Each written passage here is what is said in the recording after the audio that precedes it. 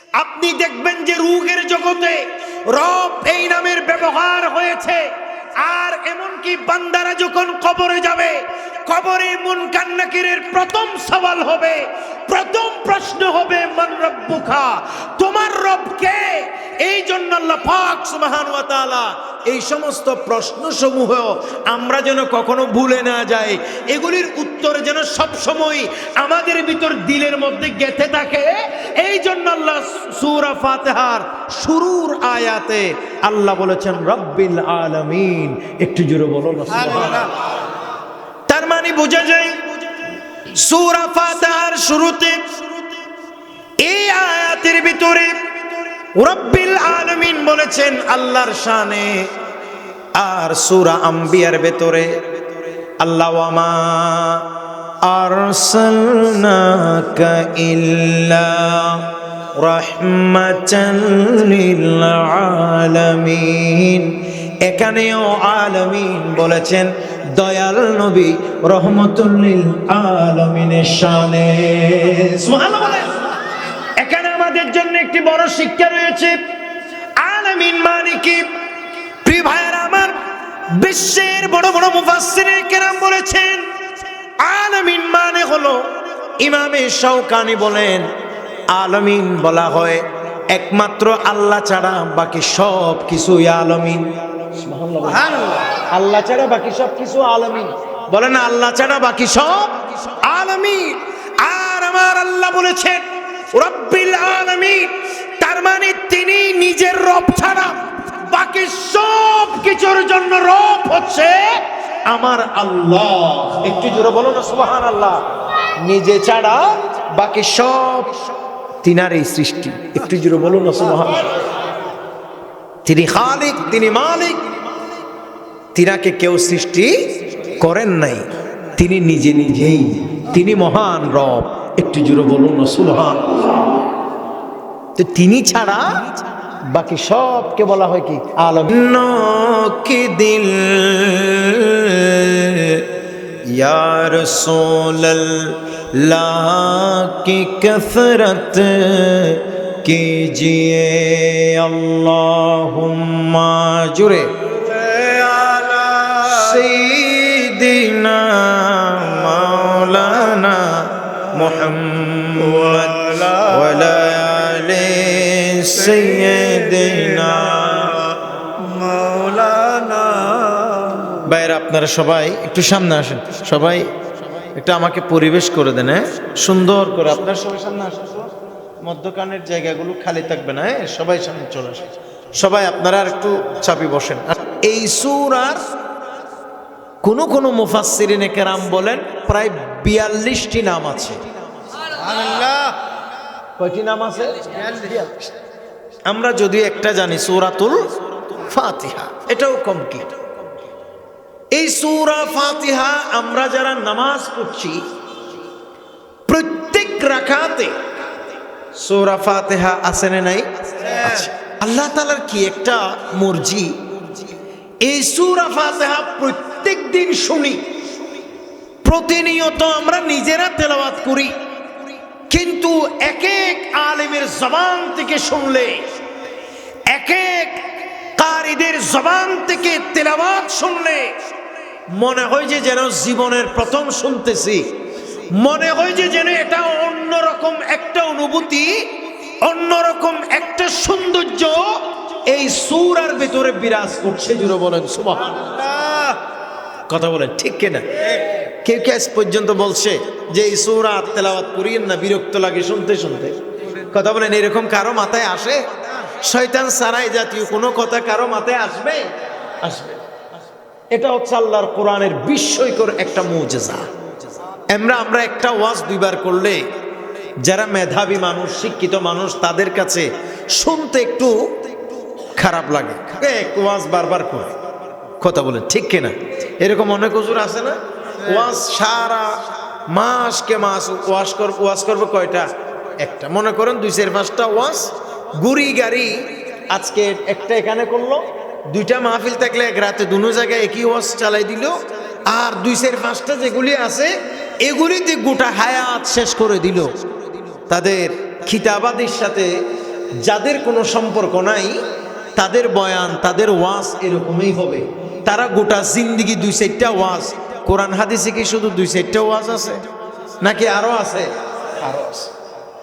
কিন্তু আমি যে কথা বলতে চাই সেটা হচ্ছে, এক ওয়াজ আমাদের বারবার শুনতে বিরক্ত লাগে, কিন্তু আল্লাহর কোরআনের এই সূরা ফাতিহা ফজরের সময় ইমাম সাহেবের জবান থেকে তেলাওয়াত শুনেছি, মাগরিবের সময় ইমাম সাহেবের জবান থেকে তেলাওয়াত শুনেছি, ইশারের সময়ও ইমাম সাহেবের জবান থেকে তেলাওয়াত শুনেছি, জুমার দিন প্রতিনিয়ত আমরা খতিবের জবান থেকে তেলাওয়াত শুনছি, এমনকি আমরা ঈদের নামাজেও একই সূরা বারবার তেলাওয়াত শুনি।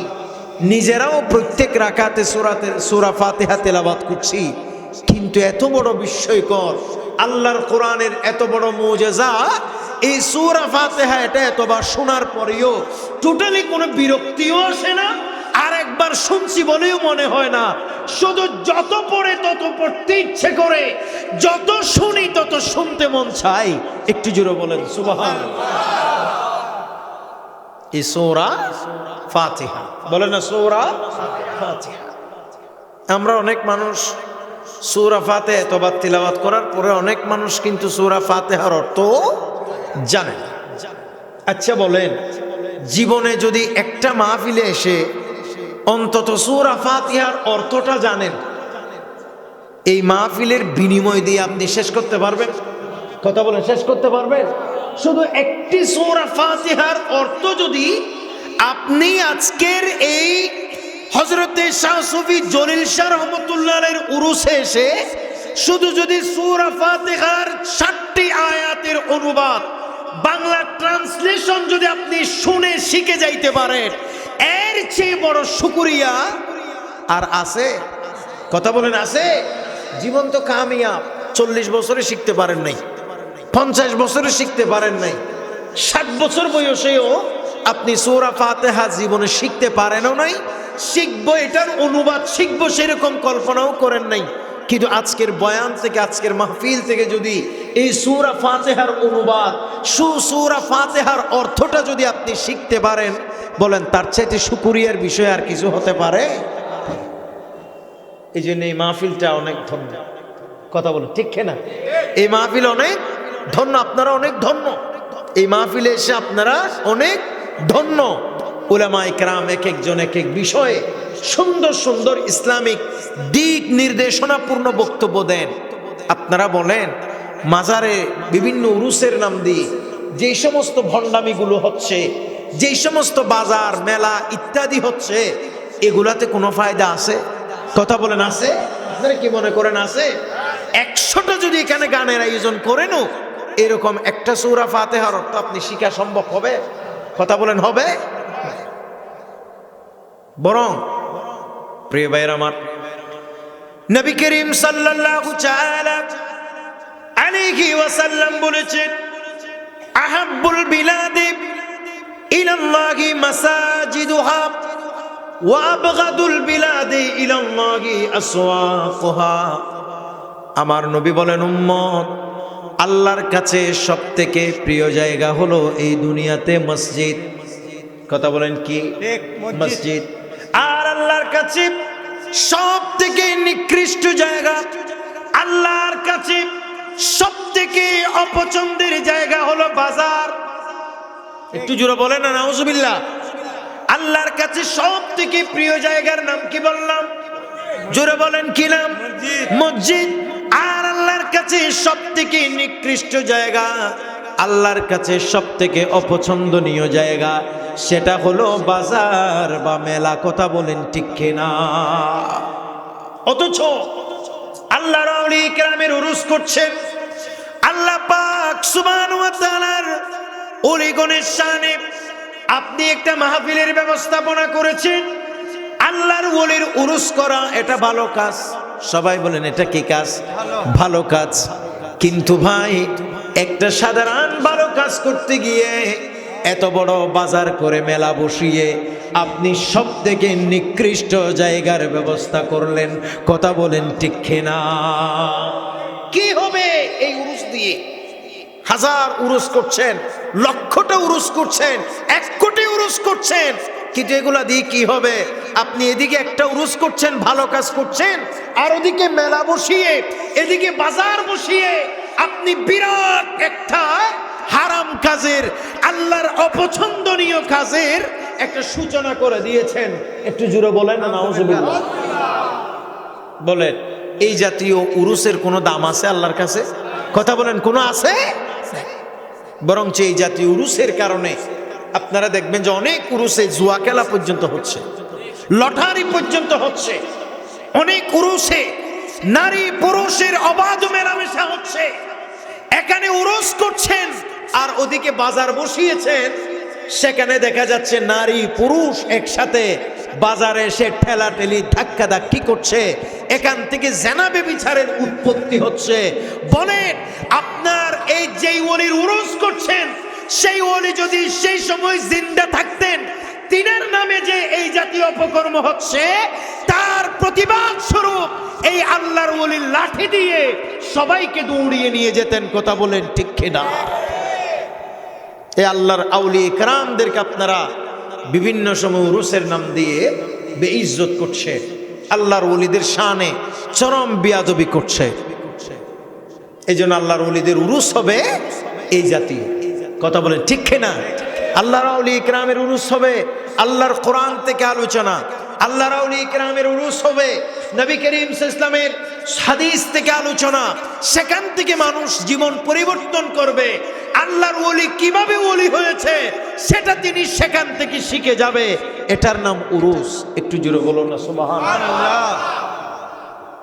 বলেন, আপনারা আজকে এই মাহফিলে আসতে পেরে খুশি নাকি বেজার?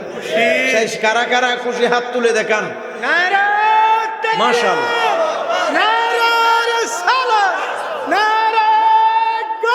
ইয়া গৌস জিন্দাবাদ, জিন্দাবাদ।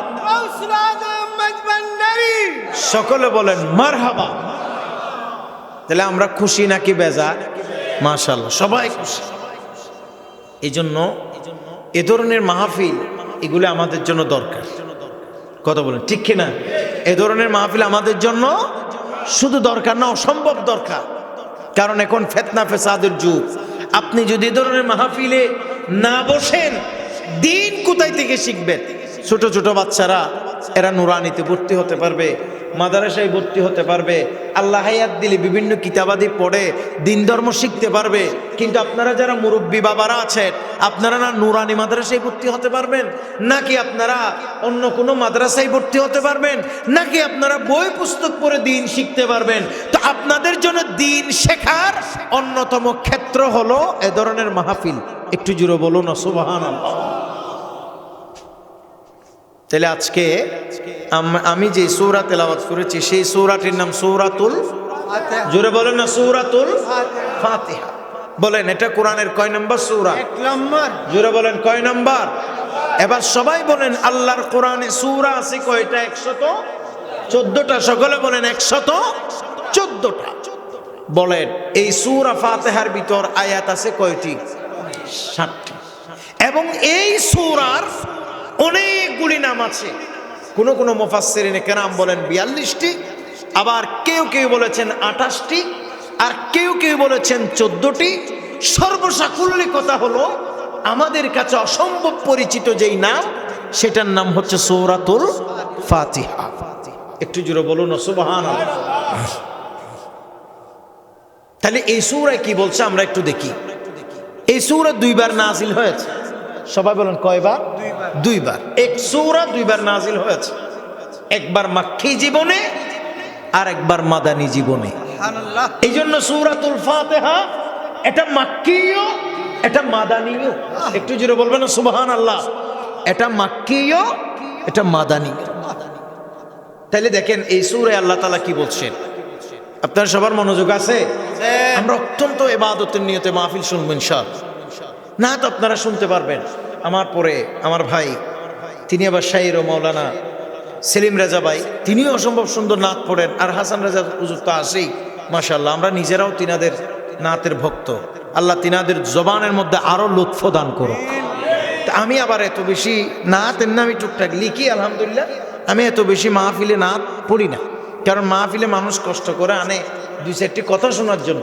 তা আমরা কথা শুনতে এনে যদি বেশি নাত পড়ে ফেলি, তখন মানুষ কেউ কেউ খুশি হলেও, সামান্য কিছু মানুষ খুশি হলেও, বেশিরভাগ যারা শিক্ষিত মানুষ তারা বলবে যে ইবে ফরা তারা ফন্নাতনা ন পরে ই চক্কর বক্কর করে এটা সময় হারাইতে ইস্যুদে না মাতে, ঠিক নেবে ঠিক। এই জন্য আমি চেষ্টা করি যে একেবারে কমা হক আদায় করে ওয়াজ করার জন্য। দেখেন আমরা সূরা ফাতিহা যেটা তেলাওয়াত করলাম সেটার অর্থ শুনুন।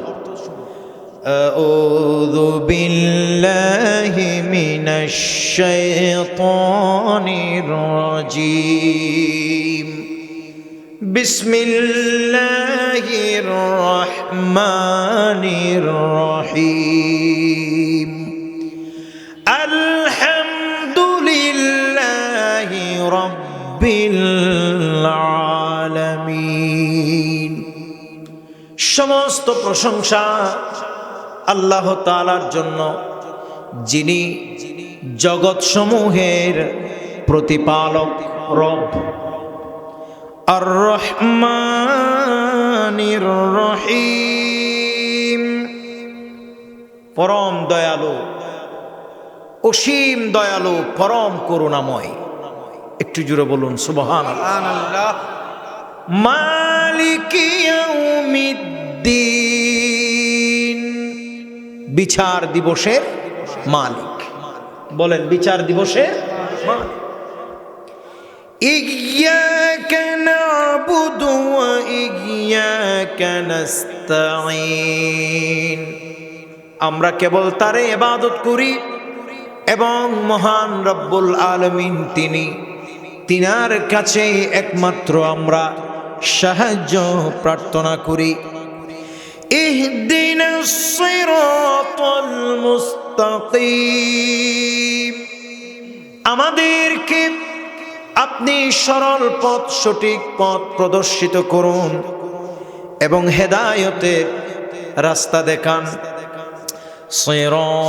সিরাতাল্লাযীনা আন'আমতা আলাইহিম, সেই পথে আপনি আমাদের পরিচালিত করুন যেই পথে তোমার নেয়ামত প্রাপ্ত বান্দারা চলে গেছেন, যেই পথে তোমার নেয়ামত প্রাপ্ত বান্দারা আছেন। গায়রিল মাগদুবি আলাইহিম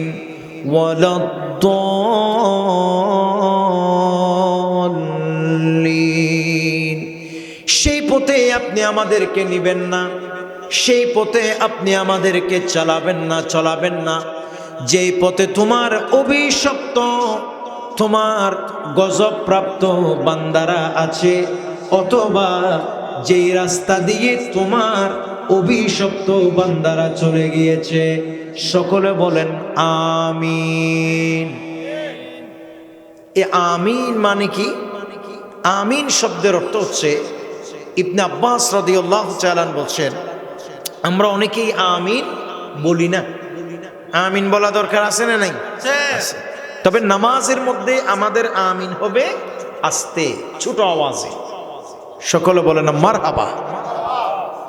হযরত আব্দুল্লাহ ইবনে আব্বাস রাদিয়াল্লাহু তাআলা বলেন, আমিন মানি ইসমা, শুনো অথবা কবুল করো। তো আল্লাহুম্মা আমিন, হে আল্লাহ, এ সমস্ত যেই কথাগুলো বলা হয়েছে এগুলো আপনি কবুল করুন, অথবা সেসব কথাগুলো আপনি শুনুন। একটু জোরে বলো না সুবহানাল্লাহ। তাহলে আমরা যে সূরাটি তেলাওয়াত করলাম সেই সূরার নাম হচ্ছে সূরাতুল ফাতিহা। বলেন সূরাতুল ফাতিহা। এবার আমরা যদি শুধুমাত্র একটি আয়াতের অনুবাদ করি, ব্যাখ্যা বিশ্লেষণ করি, তাফসীর করি, শুধু যদি একটি আয়াতের তাফসীরও পেশ করা হয়, তাহলে এরকম কয়েকটি রাত যাবে, তারপরেও সূরা ফাতিহার তাফসীর করে শেষ করা সম্ভব নয়।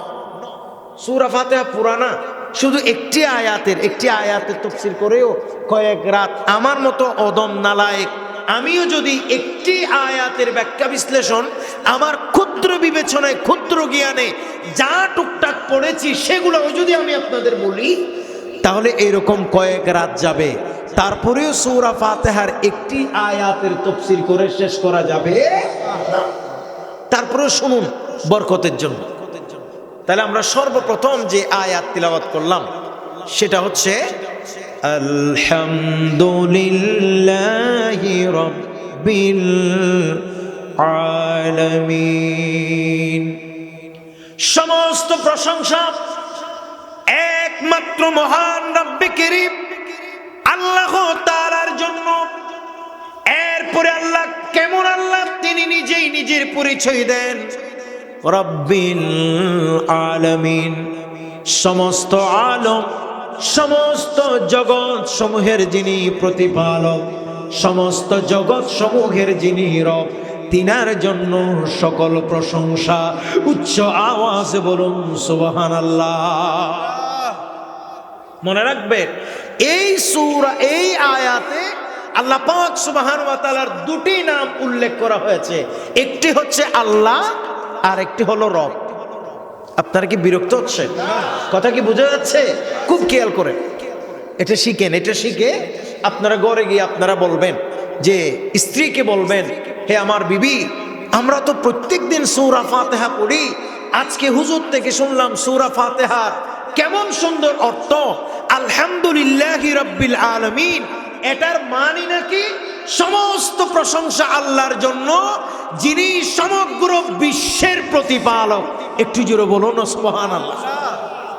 আপনার স্ত্রী সন্তুষ্ট হয়ে যাবে, খুশি হয়ে যাবে, বলবে যে স্বামী আমার, এতদিন পর তুমি আমাকে আল্লাহর কোরআনের একটি আয়াতের অনুবাদ শুনিয়েছ, অনেক শুকরিয়া আদায় করছি।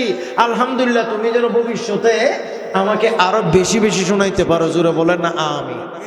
শুনেন, স্ত্রীদেরকে নরম করার একমাত্র অস্ত্র হচ্ছে ওয়াজ নসিহত, দ্বীনের আওয়াজ। কথা বলেন, কিসের আওয়াজ? দ্বীনের আওয়াজ। এর চাইতে বড় কোনো অস্ত্র বিবিদেরকে নরম করার জন্য আর নাই। আপনি যদি আপনার স্ত্রীকে লাঠি দিয়ে পিটেন, সে কখনো শুদ্ধ হবে না। আপনি যদি আপনার স্ত্রীকে ইচ্ছে মতো গালিগালাজ করেন, সে আরো বেশি উশৃঙ্খল হয়ে যাবে। আপনি যদি আপনার স্ত্রীকে প্রতিনিয়তই শাসন করেন, আপনার স্ত্রী আরো বেপরোয়া হয়ে যাবে। বরং আপনি যদি আপনার স্ত্রীকে বসিয়ে বলবেন যে আমার স্ত্রী, তুমি যা ইচ্ছা তাই করো, কিন্তু আমি তোমাকে প্রত্যেক দিন কোরআনের একটি আয়াতের অনুবাদ শোনাবো, অথবা আমার রাসূলের হাদিসের একটি হাদিস শরীফ তোমাকে তেলাওয়াত করে শোনাবো। আমি গ্যারান্টি দিয়ে বলতে পারি, আজ না হয় কাল কোরআন এবং হাদিসের প্রভাবে আপনার স্ত্রী আস্তে আস্তে বিনয়ী হয়ে যাবে। জোরে বলেন সুবহানাল্লাহ। নারায়ে তাকবীর, নারায়ে রিসালাত, শাইখে মদিনা, সকল ঈদের সারাই সকলে বলেন মারহাবা। আপনারা কি আমার কথা বুঝতে পারছেন? আজকে আমরা ঘরে ঘরে এই পারিবারিক কলহের মধ্যে আছি। কথা বলেন ঠিক কিনা? স্বামী স্ত্রীর কথা শুনে না, স্ত্রী স্বামীর কথা শুনে না, একে অপরের অবাধ্য। ফলে আমাদের এক একজনের ঘর, আমাদের এক একজনের পরিবার পরিজন, এক একটা আমাদের ঘরগুলো ঘর নাই, এক একটা জাহান্নামের টুকরায় পরিণত হয়েছে। কথা বলেন না ঠিক নেবে ঠিক? তাহলে আপনি আপনার স্ত্রীদেরকে কিভাবে নরম করবেন? প্রথমে আপনি 5 ওয়াক্ত নামাজি হবেন। সবাই বলেন, আপনি প্রথমে কি হবেন? 5 ওয়াক্ত নামাজি হবেন। আপনি যখন নামাজি হবেন, স্ত্রী আপনাকে দেখতে দেখতে একটা সময় আপনি নিজে না বললেও সে নিজে নিজে লজ্জিত হয়ে যাবে। সে বলবে, আমার স্বামী প্রত্যেকদিন ফজরে উঠে যায়, সে প্রত্যেকদিন নামাজে যায়, আমাকে না বললেও আমি মাঝে মধ্যে তাকে দেখানোর জন্য হলেও পড়া উচিত। কথা বলেন না ঠিক নেবে ঠিক? দেখবেন যে তার ভিতর একটা দ্বীনের নূর ঢুকতেছে। কথা বলেন না ঠিক কিনা? দ্বীনের কি ঢুকতেছে? নূর। এখন তো আপনারা নিজেই তো দ্বীনের সাথে নাই, আপনার স্ত্রী কিভাবে দ্বীনের সাথে আসবে? আপনি চান যে নিজে চলবেন ইচ্ছে মতো ফেরাউনের স্বভাবে, আর আপনি মনে মনে চাইবেন যে আমার বিবি যেন মরিয়মের মতো চলে, ফাতেমার মতো চলে। একটু জুড়ে বলেন না নাউজুবিল্লাহ। এটা কি হবে? আগে আপনি নিজে দ্বীন ধর্ম শিখেন। কথা বলেন, আগে নিজেতে কি শিখতে হবে? দ্বীন ধর্ম শিখতে হবে, তারপর আপনি ওয়াজ করলে একটা কাজ দিবে, ফায়দা দিবে। আর আপনি যদি নিজে নামাজ না পড়ে স্ত্রীকে নামাজ পড়তে দেন, আপনার স্ত্রী বলবে ঈদের নামাজ পড়ি জানেন, বছর একবার ঈদের নামাজ না পড়ো আর নামাজ পড়তে ওসিয়ত করো, হইব না? হইব। হ্যাঁ, এই জন্য আন নবিয়তুল্লাহ হদ্দে হদে খাইরুকুম লি আহলি, বলে তোমাদের মধ্যে ওই ব্যক্তি উত্তম যেই ব্যক্তি তোমার স্ত্রীর কাছে উত্তম। সুবহানাল্লাহ বলেন। এমনি আমাদের উত্তম, আমরা ভালো মানুষ, আমাদের স্বভাব চরিত্র ভালো, এটা সার্টিফিকেট দেয় কে? Commissioner office. কথা বলেন না, ঠিক কিনা? কি অফিস? কমিশনার। কিন্তু কোরআন হাদিসে একথা নাই কমিশনার যদি ভালো বলে তোমরা ভালো, একথা আছে নাই। কারণ কমিশনার সাহেব এটার নিয়ম মোতাবেক তিনি সুর গেলে যেটা দিয়ে সার্টিফিকেট, ডাকাত গেলেও এটা, আবার ভালো মানুষ গেল সেম। কথা বলে না, ঠিক কিনা? সেখানে বলে দেয় আমি তাকে ব্যক্তিগতভাবে চিনি, তার স্বভাব চরিত্র ভালো, আমি তার উজ্জ্বল ভবিষ্যৎ কামনা করি। কথা বলে ঠিক কিনা? এটা সুর গেলেও সেটা, ডাকাত গেলেও সেটা, আবার উজুর গেলেও সেটা, আল্লাহর ওলি গেলেও সেটা। কি নির্দিষ্ট ফরম্যাটে লিখে দেই, সিল সপ্পর মারি, আপনার বিদায় করে দিছে। কিন্তু আমার নবী বলে নাই যে কমিশনার ভালো বললে তুমি ভালো, সেই কথা বলেন নাই। তা আমার নবী কি বলেছেন? আমার নবী বলেন তোমার যেই স্বামীকে স্ত্রী যদি ভালো বলে কোনো স্বামীকে, ওই স্বামী প্রকৃত অর্থে ভালো। সুবহানাল্লাহ। একটু জোরে বলবেন না সুবহানাল্লাহ। এই জন্য স্ত্রীর কাছে ভালো হবেন, দিন শিখাবেন, ওয়াজ নসিহত শিখে গিয়ে মাঝে মধ্যে স্ত্রীর সাথে আলোচনা করবেন। আল্লাহ যেন আমাদেরকে কবুল করে। আমিন। প্রিয় ভাইয়ের আমার, আল্লাহ পাক সুবহানাহু ওয়া তাআলার দুইটি নাম এই আয়াতের ভিতরে উল্লেখ করা হয়েছে। সূরা ফাতিহার ভিতরে প্রথম আয়াতে একটি হলো আল্লাহ আর একটি হলো রব। এই দুইটা নাম কার? আল্লাহ। কিন্তু মনে রাখা ভালো, আল্লাহ পাক সুবহানাহু ওয়া তাআলার আল্লাহ যেই নাম আছে, এটা এমন একটা পবিত্র নাম, এটা এমন একটা বড় সড় নাম। এই আল্লাহ নামের ভিতরে আল্লাহর বাকি অন্যান্য 99টি অন্যান্য 99টি একটা নামের ভিতরে আছে। হযরত মুল্লা আলী কারি রহমাতুল্লাহ আলাইহি মিশকাতের সরা মিরকাতের ভিতরে উল্লেখ করেছেন ইসমুল লিজাতিল ভারি আল মুজতাজমিউ।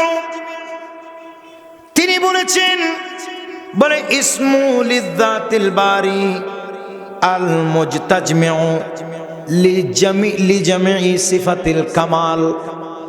বলে এই আল্লাহ নামের ভিতরে আল্লাহ পাক সুবহানাহু ওয়া তাআলার যত সিফতি নাম আছে, আল্লাহর যত গুণবাচক নাম আছে, সমস্ত গুণবাচক নাম সমূহ এই একটি নামের ভিতরে পাওয়া যায়। সুবহানাল্লাহ। এই জন্য কোন মানুষ যদি লা ইলাহা ইল্লাল্লাহ না বলে, কোন বিধর্মী যদি লা ইলাহা ইল্লার রহমান বলে, তাহলে সে মুসলমান হইতে পারবে না। আপনারা কি আমার কথা বুঝতেছে? কেন বলে? কারণ সে লা ইলাহা ইল্লাল্লাহ না বলে লা ইলাহা ইল্লার রহমান এই কথা বললে সে কখনো মুসলমান হইতে পারবে না। কারণ সে রহমান হিসাবে আল্লাহকে মেনে নিয়েছে। আর লা ইলাহা ইল্লাল্লাহ বললে সেই আল্লাহর ভিতরে রহমান নামও আছে, কিন্তু রহমানের ভিতরে অন্যান্য নাম নাই। একটু জোরে বলেন না সুবহানাল্লাহ। এই জন্য কোন মুসলমান, কোন বিধর্মী যদি কলমা পড়ে মুসলমান হয়, তাহলে তাকে কি করতে হবে? পরিপূর্ণ লা ইলাহা ইল্লাল্লাহু মুহাম্মাদুর রাসূলুল্লাহ পড়তে হবে। একটু জোরে বলেন না সুবহানাল্লাহ। কারণ আল্লাহ নামের ভিতরে বাকি সব নাম আছে। আল্লাহ পাক সুবহানাহু ওয়া তাআলার নাম রহমান, আল্লাহ পাক সুবহানাহু ওয়া তাআলার আরেক নাম রহিম, খালিক, মালিক, সত্তার, জব্বার, গফফার। আমার আল্লাহর এরকম 99টি নাম আছে। এই আল্লাহ পাক সুবহানাহু ওয়া তাআলার আল্লাহ যেই নাম রয়েছে, এই নামটি একবার যদি কেউ উল্লেখ করে, ওই একবার আল্লাহ নামের ভিতরে বাকি অন্যান্য সব নাম শামিল হয়ে যায়। এই জন্য মহান রব্বে কারীম আল্লাহ কুরআনুল কারীমের সূরা ফাতিহা প্রথম সূরা আল্লাহর কোরআনের, এটা এত বড় একটি বরকতমণ্ডিত সূরা। এই সূরার আয়াত শুরু করার সাথে সাথে মহান আল্লাহ আলহামদুলিল্লাহি রাব্বিল আলামিন, মহান আল্লাহ এই আয়াতের ভিতর এই জন্য আল্লাহ নাম উল্লেখ করেছেন, অর্থাৎ সমস্ত প্রশংসা ওই আল্লাহর জন্য, যে আল্লাহ রহমান, যে আল্লাহ রহিম, যে আল্লাহ খালিক, যে আল্লাহ মালিক, যে আল্লাহ গফফার, যে আল্লাহ সত্তার, যে আল্লাহ গফুর।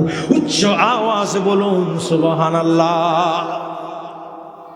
মানুষের জীবনের প্রত্যেকটি পদক্ষেপে শুকরিয়া আদায় করা দরকার। কথা বলে না, ঠিক নেবে ঠিক? কি করা দরকার? শুকরিয়া আদায় করা দরকার। কখন কেউ যদি কাউকে জিজ্ঞেস করে, হ্যাঁ, আমাদেরকে যদি কেউ বলে ভাই কেমন আছে, আমরা বলি কি ওটা আসি হনরকম, নামাতে ঠিক নেবে ঠিক, আসি হনরকম। কথা বলে না, ঠিক নেবে ঠিক? এটা কখনো বলা যাবে না, এটা বলবেন না। আপনার জ্বর, এরপরেও কেউ জিজ্ঞেস করছে ভাই কেমন আছেন, ভাই জ্বর আসি নো মরি, এরকম বলবেন না। এটা আল্লাহর নাফরমানি, এটা আল্লাহর নাশুকরি। এই সমস্ত কথাবার্তার মাধ্যমে আল্লাহ পাক সুবহানাহু ওয়া তাআলা বান্দার উপরে চরম নারাজ হয়ে যায়। যখনই কেউ কাউকে জিজ্ঞেস করবে ভাই কেমন আছেন, সে সময় আমাদের বলা উচিত আলহামদুলিল্লাহ, আল্লাহ তাআলা ভালো রাখছে, আলহামদুলিল্লাহ, আল্লাহর প্রশংসা, আল্লাহ ভালো রাখছে। একটু জোরে বলুন সুবহানাল্লাহ। আল্লাহর শুকরিয়া আদায় করা দরকার আছে না নাই? খোদা রহিমে রহমান, খোদা তুমি দয়াবান, খোদা রহিমে রহমান, খোদা তুমি দয়াবান। কি শুকরিয়া আদায় করব আল্লাহ, কি শুকরিয়া আদায় করব, কি শুকরিয়া আদায় করব ক্ষুদ্র এই জবান। খোদা রহিমে রহমান, খোদা তুমি দয়া আলাইকুম সালাম ইয়া হাবিবাল্লাহ। এবার সকলে বলে না মারহাবা। প্রিয় ভাইরা আমার, আল্লাহ পাক সুবহানাহু ওয়া তাআলার জন্য সমস্ত প্রশংসা। এটি শুধুমাত্র নির্দিষ্ট একটি সময় নয়, বান্দার সব সময়, সকল কাজে সব সময় শুকরিয়া আদায় করতে হবে। কার? জোরে বলুন না কার? খাবার খেয়েছেন, শুকরিয়া আদায় করতে হবে কার? পানি পান করেছেন, শুকরিয়া আদায় করতে হবে কার? ঘুম থেকে উঠেছেন, শুকরিয়া আদায় করতে হবে কার? আপনি জীবনের প্রত্যেকটি পদক্ষেপে শুকরিয়া আদায় করতে হবে কার? কারণ যত খারাপ অবস্থায় থাকুন না কেন, যখন আপনি আল্লাহর বেশি বেশি শুকরিয়া আদায় করবেন, আল্লাহ আপনার উপরে তত বেশি দয়া করবেন। আল্লাহ বলেন লা ইন শাকারতুম লা আযীদান্নাকুম, তোমরা আমার শুকরিয়া যত করবা আমি আল্লাহ তোমাদের নিয়ামত বাড়াই দেব। আরেকটু জোরে বলেন, শুকরিয়া আদায় করলে নিয়ামত বাড়াই দেখে। কিন্তু আমাদের ভিতরে শুকরিয়া আছে নাই। এমনি ব্যবসা করে 10 দিন ব্যবসায় 10 দিন লাভ, হঠাৎ একদিন যদি 200 টাকা লস হয়, গোড়া এলাকা ইতে খবর করে ফেলা নামাতে, ঠিক নেবে ঠিক? হ্যাঁ, একদিন এনে প্রত্যেক দিন মানুষের টাকায় তেজি আতিককে একদিন হনহারণে একখানা নিজে ঠকে গিয়ে দে ইয়ানোর পাবলিসিটি গোড়া এলাকার চলে, হদের হনুস ফায়দা নাই, লাভ নাই, হইতাই এত পুরা খোয়াল্লা দে আর দ্বারাই ব্যবসা বাণিজ্য নয়, ধ্বংস হয়ে গিয়া বরবাদ হয়ে গিয়া একটা ডরগ নাউজুবিল্লাহ নহর। আচ্ছা হন, এ ধরনের আল্লাহ নাশুকুরি করলে আল্লাহ তাআলা খুশি হইব না বেজার হবে? জোরে বলেন, খুশি হবে না বেজার হবে? কাজে আমি আপনাদেরকে অত্যন্ত বিনয়ের সাথে বলতে চাই, জীবনের প্রত্যেকটি পদক্ষেপ আমাদের উচিত হচ্ছে শুকরিয়া আদায় করা কার? আল্লাহ। আমরা তো শুকরিয়া আদায় করি না। এই জন্য খাবার খেয়ে দোয়া করবেন, আলহামদুলিল্লাহ, এটুকু বলবেন, যথেষ্ট। পানি পান করেছেন, দোয়া করবেন, কি করবেন? আলহামদুলিল্লাহ, এটুকু যথেষ্ট। আপনি ঘুম থেকে উঠছেন, শুকরিয়া আদায় করতে হবে কার? কারণ এরকম অনেক মানুষ ঘুম গিয়ে আর উঠতে পারে নাই। আপনি বলেন যে আমার তরকারি তো ভালো না, তবু আলহামদুলিল্লাহ বলতে হবে। আরে ভাই, আপনি তো তরকারির চিন্তা করতেছেন, ফিলিস্তিনের অনেক ছোট্ট ছোট্ট শিশুরা বুকের মায়ের দুধ পর্যন্ত পাইতেছে না খাবারের অভাবে। কথা বলেন ঠিক কিনা? আপনি যা খেয়েছেন শুকরিয়া করেন, অন্তত আপনি ভাত তো দেখেছেন, খাবার তো চোখে দেখেছেন। এজন্য সবসময় সর্বাবস্থায় শুকরিয়া আদায় করতে হবে কার? আল্লাহ এত বেশি খুশি হয় বান্দা যখন শুকরিয়া করে, আল্লাহ তখন তার রিজিকের মধ্যে বরকত দিয়ে দেয়। সুবহানাল্লাহ বলেন। এই জন্য শুকরিয়া আদায় করবেন, প্র্যাকটিস করবেন। আর আমরা ছোটখাটো দোয়া এগুলো পড়বেন, আলহামদুলিল্লাহ, মাশাআল্লাহ, ইনশাআল্লাহ। আপনারা যারা আরব দেশে, মধ্যপ্রাচ্যে যারা থাকছেন বা থেকেছেন বা হজে গিয়েছেন, উমরায় গিয়েছেন, বা আরবিদের কথা বলতে আপনারা যারা শুনছেন, আরবিরা, আপনারা অনেকে আরবিদের বদনাম করেন, কিন্তু আরবিদের সাথে যখন আপনি কথা বলবেন, তারা আপনার সাথে যদি 100টা কথা বলে, সেখানে 50টা থাকবে আল্লাহর নাম, কোনো না কোনো মাধ্যমে আল্লাহর জিকির, আল্লাহর স্মরণ, আর 50টা থাকবে অন্যান্য কথা। একটু জোরে বলেন না সুবহানাল্লাহ। চিন্তা করে দেখছেন আপনি, যখনই আপনি কোনো আরবিকে দেখছেন, আলহামদুলিল্লাহ, আলহামদুলিল্লাহ, মাশাআল্লাহ, ইনশাআল্লাহ, মানে আল্লাহ তুল, এরকম আল্লাহ তাআলা জিকির, আল্লাহর কথা তারা বলবে। কিন্তু আমাদের মধ্যে এমন মানুষ আপনারা পাবেন, 1 মাসে একবার আলহামদুলিল্লাহ বলে নাই, এমন মানুষ পাওয়া যাবে খুঁজলে, গোটা 1 বছরে একবার বলেও আলহামদুলিল্লাহ বলে নাই। সেই জন্য মাহফিলে আসবেন, মাহফিলে বসবেন। এ ধরনের মাহফিলে আসার কারণে আপনার জবান থেকে কতবার আলহামদুলিল্লাহ উচ্চারিত হচ্ছে, মাশাআল্লাহ উচ্চারিত হচ্ছে, আলহামদুলিল্লাহ উচ্চারিত হচ্ছে, সুবহানাল্লাহ উচ্চারিত হচ্ছে। আর এই মাহফিলে যারা আসে নাই, যারা ঘরের ভিতর বসে আছে, তারা কিন্তু এই নিয়ামত পাইতেছে না। কথা বলেন ঠিক কিনা? আল্লাহ আমাদেরকে কবুল করুন, আমিন। প্রথমে বলেছেন আল্লাহ শব্দ, এই গিয়ার ভিতরে সূরা ফাতিহার প্রথম আয়াতে লফজ আল্লাহ, প্রথমে বলেছেন কি? আল্লাহ। বলেন না কি? মন প্রাণ উজাড় করে আল্লাহ পাক সুবহানাহু ওয়া তাআলার ভালোবাসা নিয়ে বলেন আল্লাহ, আল্লাহ। মাশাআল্লাহ। আরেকটা বলেছেন রব, রব বলেন। আরেকটা কি বলেছেন? রব। আচ্ছা, রব মানে কি? বলেন, রব মানে আল্লাহ। রব বলতে আল্লাহকে বুঝায়, কিন্তু রবের আরো অনেক অর্থ আছে। তবে বাংলায় যদি রবের অর্থ আমরা করি, সেটাকে বলা হয় প্রতিপালক। সবাই বলেন না, সেটাকে কি বলা হয়? প্রতিপালক। আর মুফাসসিরিনে কেরাম বলেছেন রব শব্দের অর্থ হচ্ছে তারবিয়ত। বলো না, রব শব্দের অর্থ তারবিয়ত। প্রিয় ভাইয়ের আমার, আল্লামা আলুসি হানাফি বাগদাদি, তিনি তিনার বিশ্ববিখ্যাত তাফসীরের কিতাবে তাফসীর রুহুল মানির ভেতরে তিনি বলেছেন রব শব্দের অর্থ হচ্ছে তারবিয়ত। তারবিয়ত মানে কি? বলে তিনি এমন এক মহান রব, তিনি এমন এক আল্লাহ, এমন এক প্রতিপালক, যিনি বান্দাদেরকে দাফে দাফে, একেবারে একদিনে নয়, 2 দিনে নয়, 3 দিন 4 দিনে নয়, 1 মাস 2 মাসে নয়, 10 মাস 10 দিনে, ধীরে ধীরে আস্তে আস্তে বান্দাদেরকে পরিপূর্ণ মানুষ বানান, তিনাকে বলা হয় রব। সুবহানাল্লাহ। আল্লাহ পাক সুবহানাহু ওয়া তাআলা বলেছেন রব্বিল আলামিন, আলহামদুলিল্লাহি রব্বিল আলামিন, সমস্ত জগৎ সমূহের প্রতিপালক। এখানে রব কেন বলা হয়েছে? কারণ রব, এটি বলার পেছনে অনেকগুলি কারণ আছে। সেখানের ভিতরে এক কারণ হলো, আল্লাহ দুনিয়াতে পাঠাবার আগে আমাদের সবাইকে রূহের জগতে একত্রিত করেছিলেন।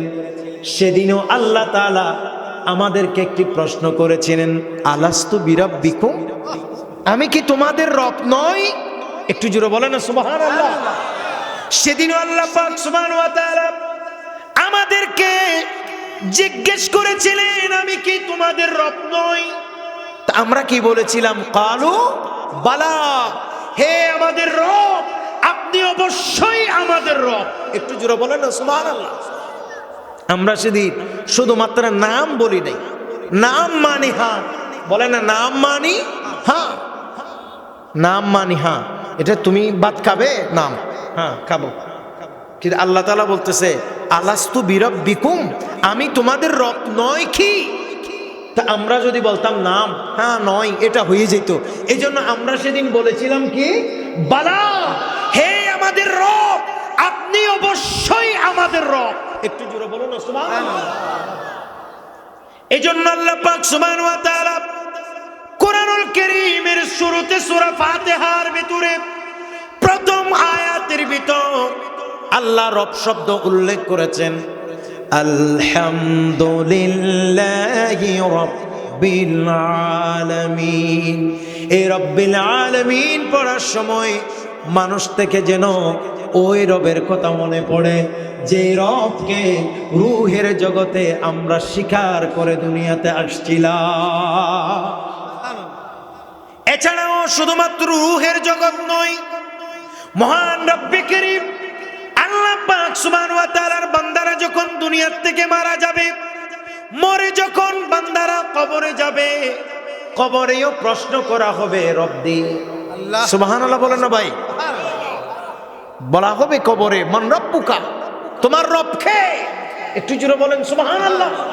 তোমার রব কে? একেবারে রূহের জগৎ থেকে শুরু করে কবর পর্যন্ত এই রবের ব্যবহার আছে না নাই? আরো জোরে বলেন আছে না নাই? এভাবে এভাবে আপনি দেখবেন যে রূহের জগতে রব এই নামের ব্যবহার হয়েছে।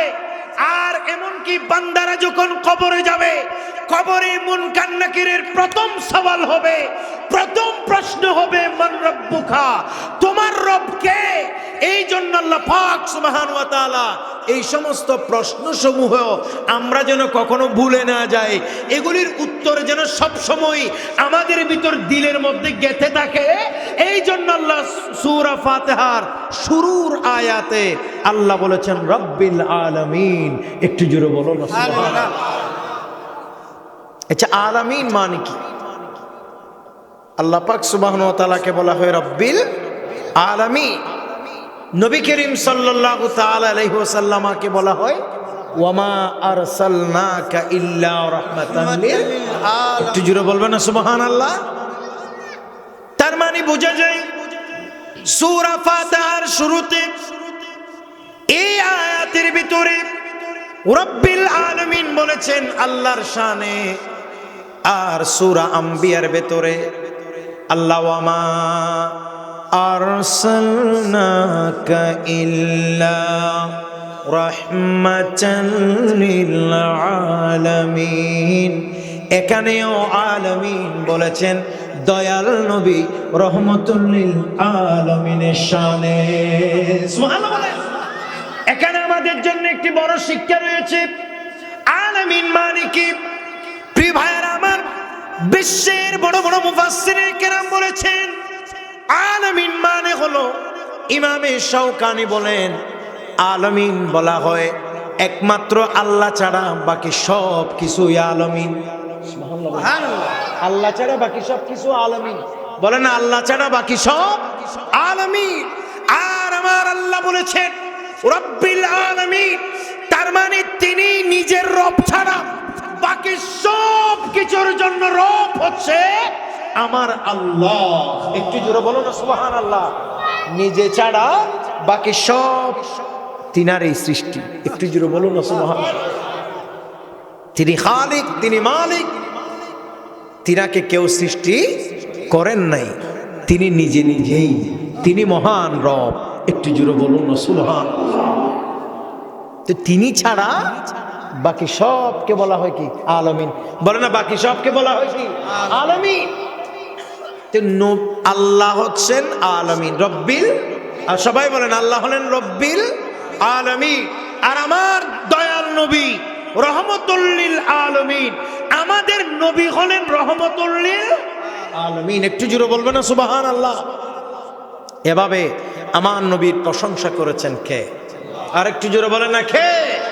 কিন্তু বড় আফসোস, বর্তমান সময়ে আমাদের সমাজে তথাকথিত নামদারি মুনাফিক মুসলমান রয়েছে, যাদের সামনে যাদের সামনে নবী করিম সাল্লাল্লাহু আলাইহি ওয়াসাল্লামের প্রশংসা করলে সহ্য করতে পারে না। আল্লাহর হাবিব পাক সাকিবে আওলা সাল্লাল্লাহু আলাইহি সাল্লামকে কেউ যদি নারায়ে রিসালাত বললে, আমার নবীর শানে কেউ স্লোগান দিলে সেটাকে ফালতু স্লোগান বলে। কথা বলেন ঠিক কিনা? আর একটু জোরে বলেন না নাউজুবিল্লাহ। বলেন, নবী করিম সাল্লাল্লাহু আলাইহি ওয়াসাল্লামের শান মান আজমত মর্যাদা বাড়িয়েছেন কে? নাকি আমরা বাড়াইছি?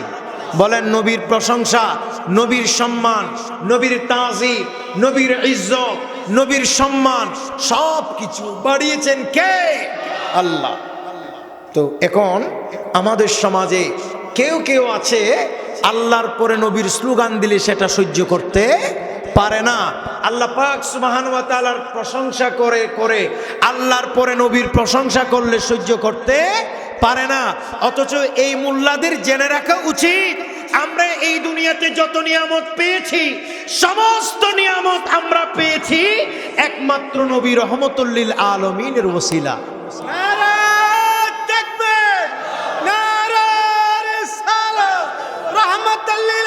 জিন্দাবাদ, জিন্দাবাদ। আমি সব নিয়ামত পেয়েছি তোমার সদকায়, তাই তো আমি আল্লাহর পরে তোমার গুণ গাই, তোমার গুণ গাই। আমি সব নিয়ামত পেয়েছি তোমার সদকায়, তাই তো আমি আল্লাহর পরে তোমার গুণ গাই, তোমার গুণ গাই। আমি গাইব গুণ গান তোমার মহাব্বত নিয়ে, আমি মরতে চাই নবী তোমার আশিক হয়ে। আমি ধন্য গো রাসূল তোমাকে পেয়ে। সালাতুন ইয়া আলাইকুম সালামুন ইয়া হাবিবাল্লাহ। এবার সকলে বলেন না মারহাবা। একটু জোরে বলুন না সুবহানাল্লাহ।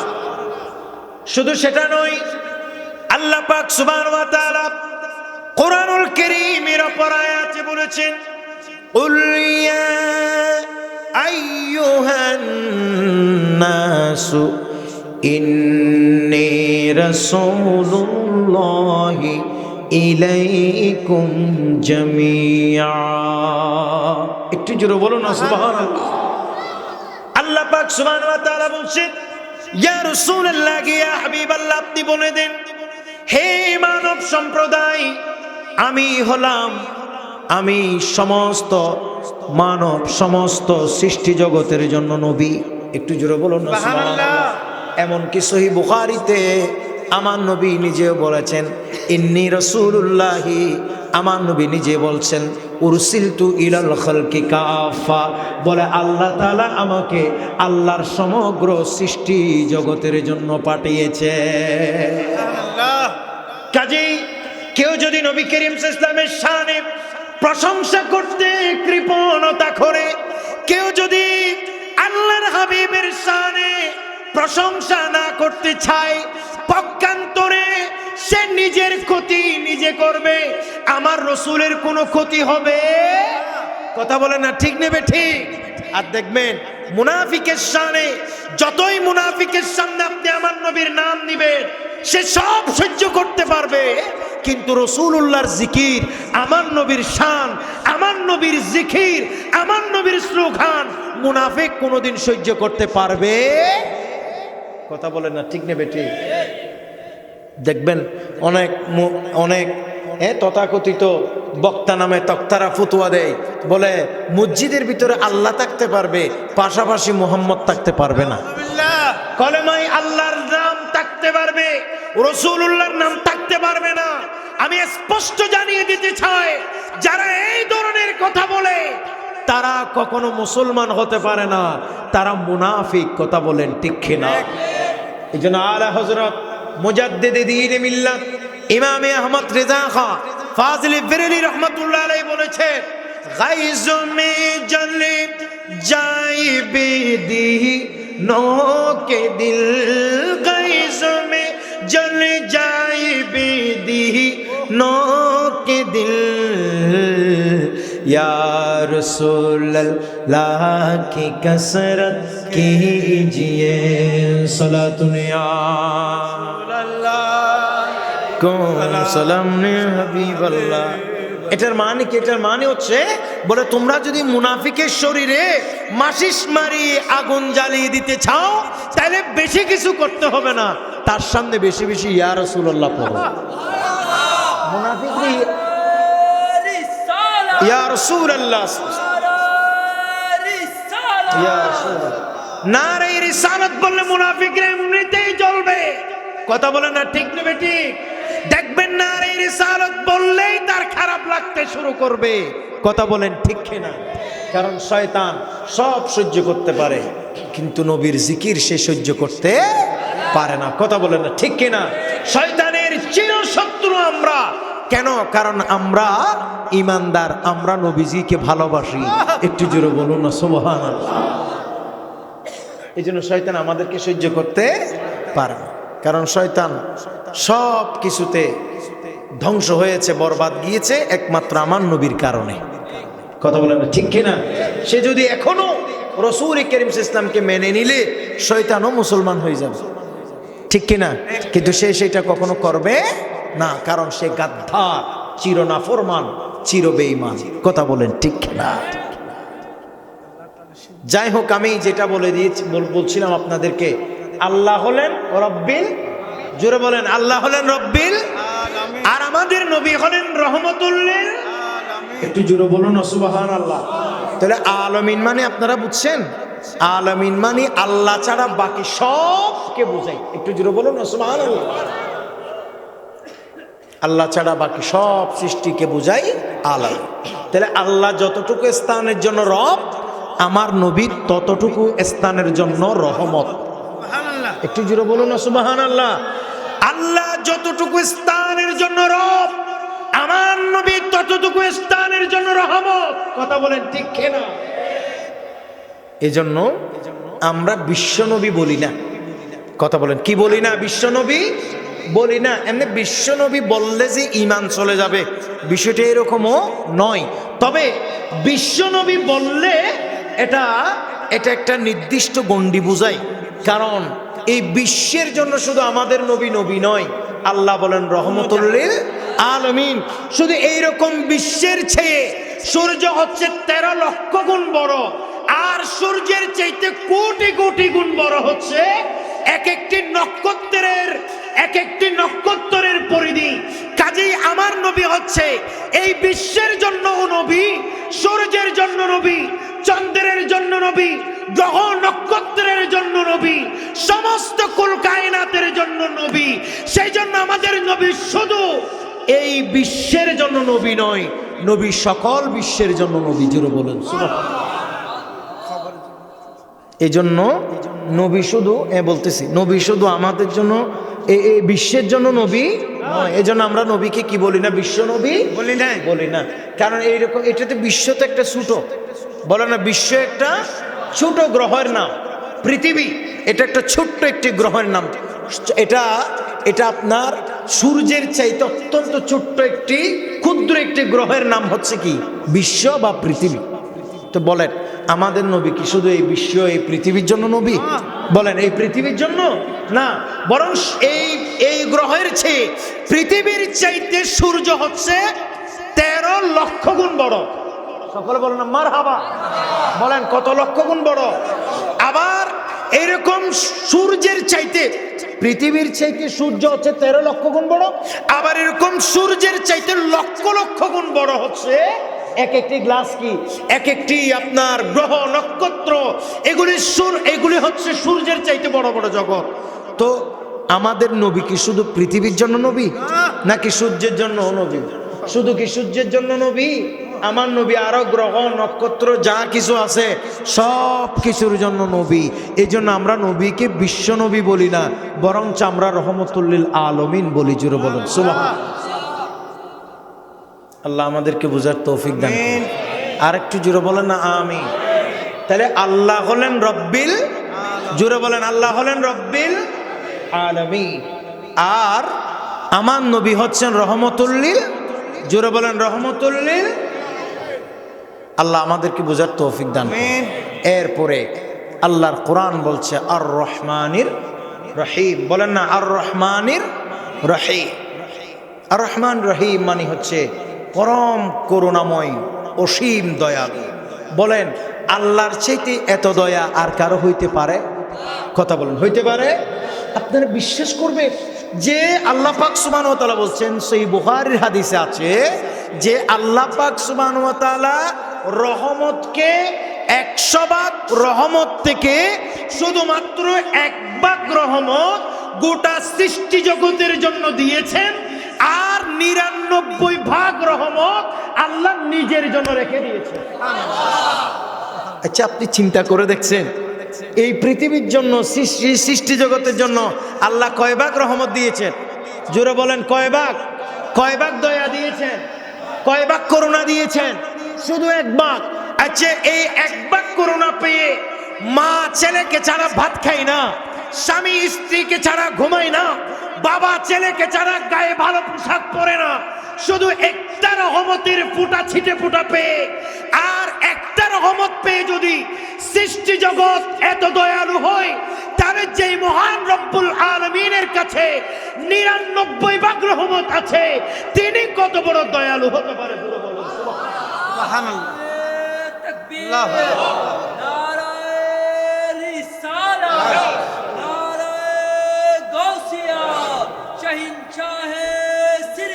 জিন্দাবাদ। সকলে বলেন না মারহাবা। ভাই, আপনারা কি বিরক্ত হচ্ছে? তাহলে আল্লাহ পাক সুবহানাহু ওয়া তাআলা হলেন রহমানুর রহিম। বলেন না রহমানুর রহিম। আর রহমানির রহিম। একটু জোরে বলবেন না সুবহানাল্লাহ। তবে একটা জিনিস মনে রাখবেন, আল্লাহকে যে যেরকম ভাবে আল্লাহ সেই রকম। সুবহানাল্লাহ বলে, এটা সহিহ বুখারীর হাদিস। এই জন্য সব সময় আল্লাহকে ভাববেন দয়ালু, সব সময় আল্লাহকে ভাববেন গফুর রহিম, সব সময় আল্লাহকে ভাববেন রহমানুর রহিম, সব সময় আল্লাহকে ভাববেন আহকামুল হাকিমিন, সব সময় আল্লাহ তাআলাকে ভাববেন যে আল্লাহ অনেক দয়ালু, আল্লাহ চাইলে আমার মতো গুনাহগারকে মাফ করে দিতে পারে। এই ধারণা রাখবেন। আল্লাহ বলেন বান্দা আমাকে যে যেই রকম ভাববে, আমি আল্লাহকে ওই বান্দা সেই রকম পাবে। আর একটু জোরে বলেন। কি আপনারা বিরক্ত হচ্ছে নাকি ভাই? তো জোরে বলেন না সুবহানাল্লাহ। বলেন আল্লাহকে রহমানুর রহিম বাবা দরকার আছে না নাই? জোরে বলেন আছে না নাই? এই জন্য আল্লাহ পাক সুবহানাহু ওয়া তাআলাকে অসম্ভব দয়ালু মনে করতে হবে। আল্লাহ পাক সুবহানাহু ওয়া তাআলাকে খুবই দয়ালু মনে করতে হবে যে আপনি একজন বান্দা। বলেন আপনি একজন কি বান্দা? তা আপনি একজন বান্দা, আর একজন বান্দা আপনার চোখের সামনে যদি উপাস থাকে, আপনি যতই নিষ্ঠুর হন, তারপরে আপনার কলিজার ভিতর কেমন কেমন লাগে কি লাগে না? তা আপনার থেকে লাগে যে হ্যাঁ, আমি যদি আল্লাহ যদি আমাকে টাকা পয়সা দিত, আমি এরকম গরিব দরে দরে আমি তাদেরকে ধনী বানাই দিতাম, আমি এরকম গরিব দরে দরে আমার ঘরে নিয়ে ভালো ভালো খাবার দিতাম। দেখেন কথা বলে ঠিক কিনা? তাহলে আপনি একজন সৃষ্টি হয়ে আপনি 99 ভাগের 1 ভাগ রহমতের সিটে পুটা পেয়ে একজন গরিব মানুষ দেখলে যদি এত দয়া লাগে, তাহলে আপনি চিন্তা করেন যেই মহান রবের কাছে 99 ভাগ রহমত আছে, তিনি সৃষ্টি জগতের প্রতি কত দয়ালু হতে পারে। জোরে বলতে সুবহানাল্লাহ। এই জন্য সবসময় আল্লাহকে দয়ালু ভাববেন। আল্লাহ যেন আমাদেরকে কবুল করে। আর একটু জোরে বলেন। সবসময় আল্লাহকে কি ভাবতে হবে? দয়ালু ভাবতে হবে। আল্লাহকে ভাবতে হবে যে আল্লাহ আমার বিচার করবে। কথা বলেন ঠিক নেবে ঠিক? ধরেন আপনাকে কোনো মানুষ জুলুম করছে, আপনি চাইলে আপনাকে কেউ একজন গালি দিছে, আল্লাহ আপনাকে এমন পাওয়ার দিছে যে আপনি চাইলে তাকে থাপ্পড় মেরে দাঁত ফেলে দিতে পারেন। কথা বলেন ঠিক কিনা? কিন্তু আপনি কি করবেন? আল্লাহ এই বিচারটা আমি করব না, এটা আমি তোমার হাতে সুপর্দ করলাম। তুমি তো আল্লাহ, আমি তো জানি যে তুমি আহকামুল হাকিমিন। আল্লাহ তুমি তো বলেছো আলাইসাল্লাহু বিআহকামিল হাকিমিন। আল্লাহকে যখন এই কথা বলে বিচারটা দিয়ে দিবেন আর মনে মনে বিশ্বাস রাখবেন আল্লাহ আপনার বিচার করবে বলে বিশ্বাস রাখবেন, আমি আপনাকে 100% গ্যারান্টি দিয়ে বলতে পারি আল্লাহকে বিশ্বাস করার ফল আপনি কয়েকদিন যেতে না যেতেই পাবে।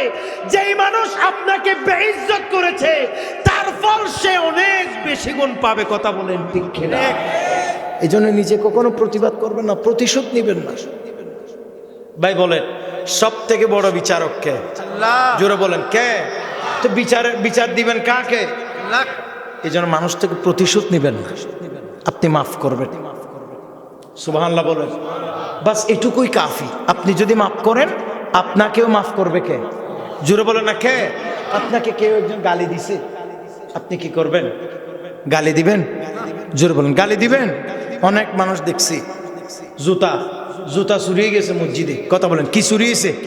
জুতা চুরি। ইতে বউ থাপ্পাই টাপ্পাই চা দিতে আর কিন যেত নফার আর এক জোরে তো গা দি চলে এসে নামাতে ঠিক নেবে ঠিক এতুন এক জোর গা দি আয় গিয়ে আয় যেতে কি কথা কি তুই জুতা হলি না তোর কথা আর কি নফাই না আরেকজন গুলো এসে দে বিষয় নামাতে। এলে ভালো মানুষ আছে না নাই?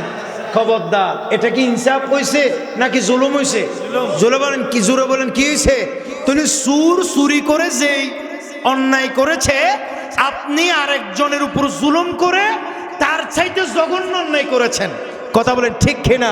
কারণ ওই চোর না জেনে চুরি করেছে, অথবা ওই চোর না বুঝে চুরি করেছে, অথবা তার পেশাগত কারণে স্বভাবগত কারণে চুরি করেছে। কথা বলেন না ঠিক কিনা? তা আপনি তো চোর নয় কিন্তু আপনি করেছেন কি? চুরি। আপনি তো গরিব নয় কিন্তু আপনি করেছেন জুলুম। বলেন না ঠিক নেবে ঠিক? কাজে আপনি চুরে যেই অন্যায় করেছে তার চাইতে বড় অপরাধী হচ্ছেন আপনি। এই জন্য এটা কি করা যাবে? কথা বলেন করা যাবে? একজন আপনার জুতা চুরি করে নিয়ে গেছে, আপনি কি আরেকজনের জুতা নিয়ে আসতে পারবেন? কথা বলেন নিয়ে আসতে পারবেন? আমি খুদ এটা দেখেছি মক্কা শরীফ। এক হাজী সাহেব সে বলতেছে আজকে মাথা গরম হয়ে গেছে। আমাকে কি হয়েছে? বলে আমার জুতাগুলো কে চুরি করে নিয়ে গেছে।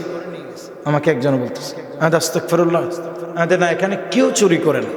তো বলতেছে আমার জুতা গেল কই? আমি মূল কারণ হচ্ছে এখানে যদি কেউ জুতা টুতা খুলে রাখে তাহলে সেখান থেকে ওই কিছুক্ষণ পর পর বলে দিয়া ওই আপনার এসে পরিষ্কার যারা সাপটাপ করে এরা এগুলো সবগুলো নিয়ে যায়। এটার জুতা টুতা দেখার ওখানে তো সুযোগ নেই, তো এই জন্য যা পায় তা সব নিয়ে যায়। এই জন্য এখানে যা জিনিস সে রাখবে। কথা বলে না ঠিক কিনা? এই জন্য মক্কা শরীফ মদিনা শরীফ ঢুকার সময় আপনাকে কিস দেবে, ব্যাগ দেবে, এবং হজ কাফেলার থেকে আপনাকে কি দেবে?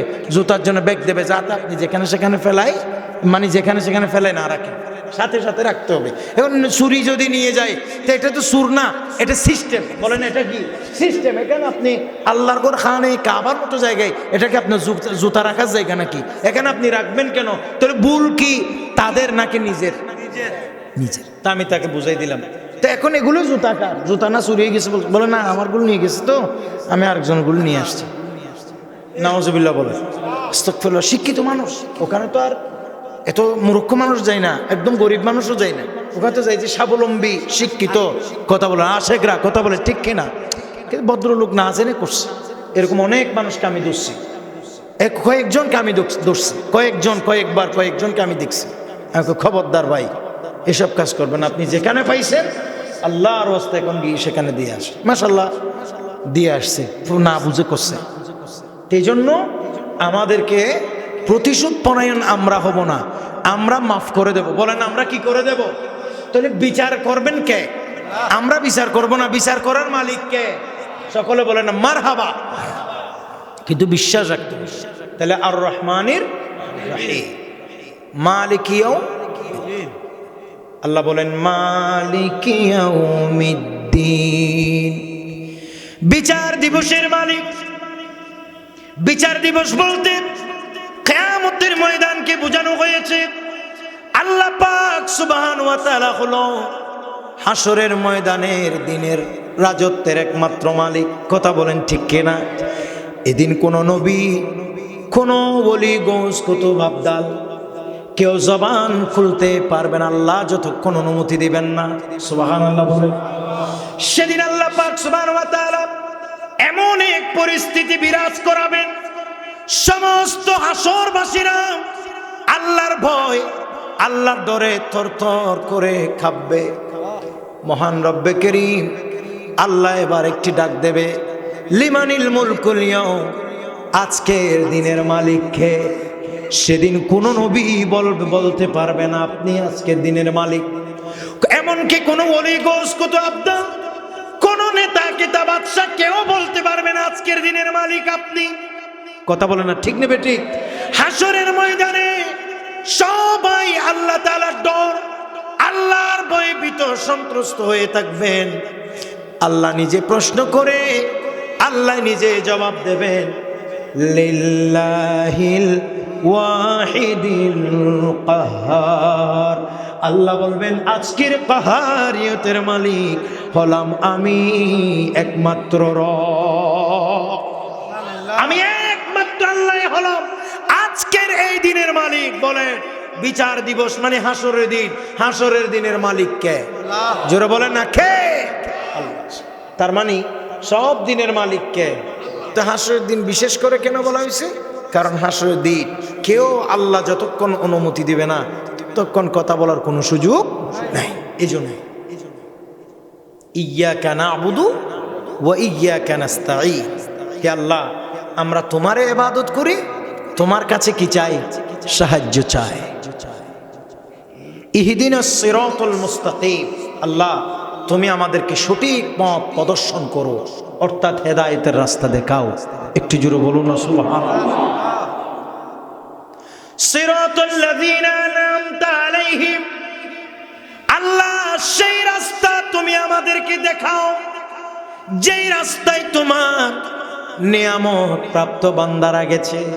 সুবহানাল্লাহ বলেন। তো নিয়ামত প্রাপ্ত বান্দা কারা? আল্লাহর নবী নিয়ামত প্রাপ্ত বান্দাদের এক নম্বর।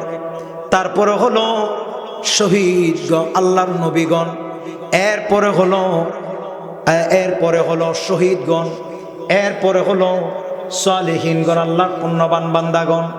এমনি ভাবে আল্লাহর ওলি, গোস, কুতুব, আবদাল ওনারা সকলেই এক নম্বরে হলো আল্লাহর নবীগণ, সিদ্দিকগণ, শহীদগণ, আল্লাহর ওলি, গোস, কুতুব, আবদালগণ। ওনারা সব হলো আল্লাহর নিয়ামত প্রাপ্ত বান্দা। এক কথায় ইমানদারেরাই আল্লাহর নিয়ামত প্রাপ্ত বান্দা।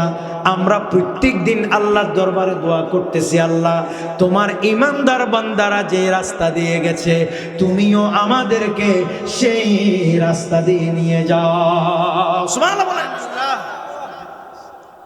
ইহদিনাস সিরাতাল, রেখে দেওয়া হয় কত নৃশংসতা। বলেন এগুলি কারা করছে? এগুলি কি মুসলমানের আইনে আছে নাকি বিধর্মীদের? বিধর্মীদের ও ইংরেজদের। পৃথিবীর সবচাইতে নিকৃষ্ট জাতি হচ্ছে এই ইংরেজরা, এই ব্রিটেনিরা। আর সেই ব্রিটিশদের, সেই ব্রিটেনদের সেই পাতানো আইন আমরা এখনো পর্যন্ত পালন করছি। বিশ্বে এত কিছুর পরিবর্তন হয়, বিশ্বে এত আইনের পরিবর্তন হয়, আমাদের দেশে এতবার সংবিধান সংশোধনী হয়, ইংরেজদের সেই কুখ্যাত আইনগুলো এগুলো আমাদের দেশে পরিবর্তন হওয়া দরকার আছে না নাই? ভবিষ্যতে আমরা সেটা কামনা করছি। তা আমরা হাজারো দোয়া করতেছি, আল্লাহ তুমি আমাদেরকে ওই পথভ্রষ্টদের রাস্তায় ছাড়িও না। তো এদিকে বললে কি হবে? এদিকে তো পথভ্রষ্টদের পোশাক আমাদের গায়ে। কথা বলে না ঠিক নেবে ঠিক? এটা কেমন হলো? এটা কেমন হলো? আপনি আপনার ঘরে মনে করেন দুর্গন্ধ আসতেছে, সবাই বলেন কি আসতেছে? দুর্গন্ধ আসতেছে আপনার ঘরে। তো দুর্গন্ধ যখন আসতেছে, বাথরুমের নলি ফেটে, পাইপ ফেটে কি আসতেছে? দুর্গন্ধ।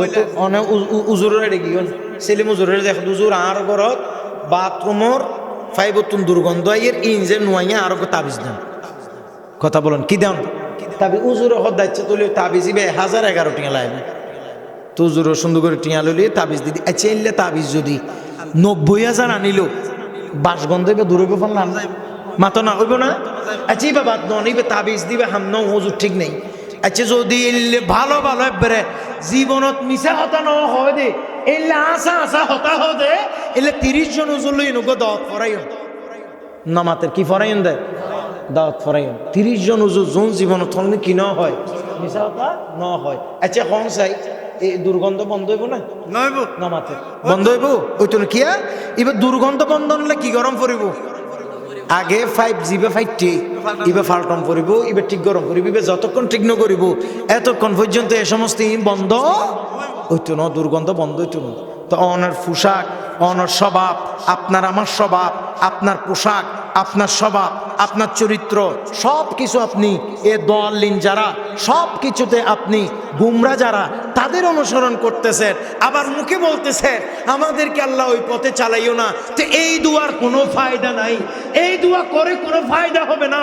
যতক্ষণ পর্যন্ত নিজের জীবনে পরিবর্তন আনবেন না কথা বলেন ঠিক না আল্লাহ আমাদেরকে কবুল করুন আমিন বলো দলিন এরপরে কি আমিন বলেন এরপরে আমিন মানে কি আমিন মানে আমার নবী বলেছেন এক হাদিসে আছে বলে আমিন মানে সিটির পরে মোহর মানে সিটির পরে কি মোহর শিল সিটির পরে সব কিছুর পরে একটা মানুষ কথাবার্তার পর নোটিশের পরে কি মারে সিল মারে ঠিক সূরা ফাতিহার পরে আমিন হলো ওই সিটির শেষের সিলের মতো নোটিশের কিসের মতো সিলের মতো তার মানে এটাতে সব কিছুতে দোয়া এই দোয়াটাকে যেন আল্লাহর দরবারে কবুল হয় সেজন্য এখানে কি বলতে হবে সকলে বলেন মারহাবা তাহলে আজকে আমরা কি জানলাম সূরা ফাতিহার অর্থ এবং তাফসীর যা জানলাম আর কি সূরা ফাতিহায় আল্লাহ তাআলা শরীয়তের কথা বলেছেন তরিকতের কথা বলেছেন হাকিকতের কথা বলেছেন মারিফতের কথা বলেছেন সকলে বলেন মারহাবা যে শরীয়ত লিখতে কয়টি হরফ লাগে 5টি হরফ শিন র ইয়া আইন তা শরীয়ত লিখতে কয়টি হরফ 5টি তরিকত লিখতে 5টি হাকিকত লিখতে 5টি মারিফত লিখতে 5টি আবার নামাজও দৈনিক কয়েকটা 5 ওয়াক্ত আবার 5 ওয়াক্ত নামাজে যেটি পড়তে হয় সেটির নাম সূরাতুল জোরে বলেন না সুবহানাল্লাহ